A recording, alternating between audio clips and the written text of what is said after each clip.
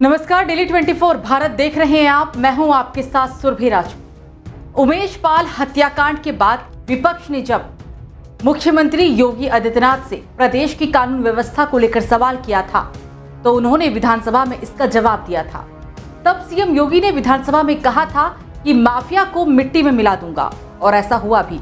चाहे विकास दुबे हो या फिर mafia don Mukhtar Ansari, CM Yogi के सत्ता में आने के बाद सभी मिट्टी में मिल चुके हैं।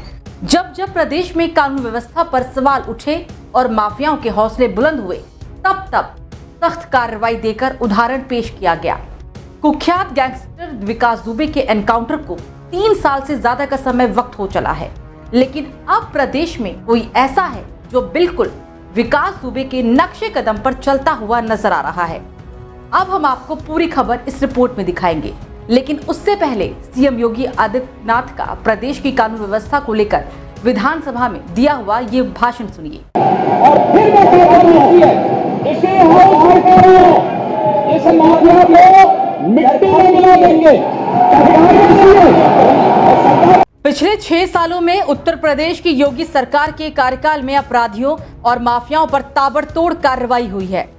इन सालों में यूपी में 62 माफियाओं और उनके गैंग पर एक्शन लिया गया। एक रिपोर्ट के मुताबिक 406 अपराधियों पर गैंगस्टर एक्ट के तहत कार्रवाई हुई, और इसी यूपी में एक और माफिया अपने पैर पसारता हुआ नजर आ रहा है।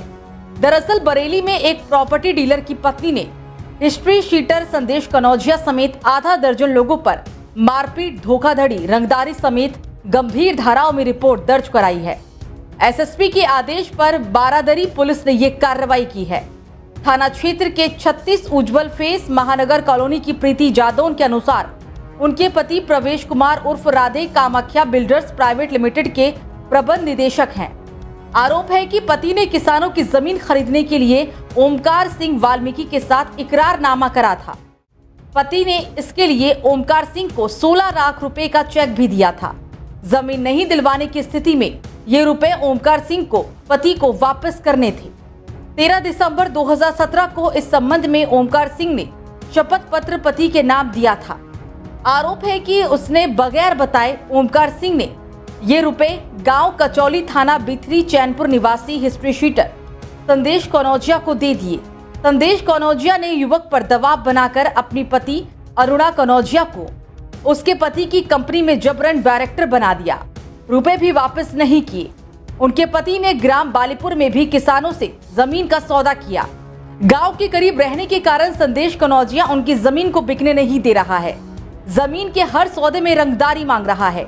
ना देने पर उनको जान से मारने की धमकी दे रहा है।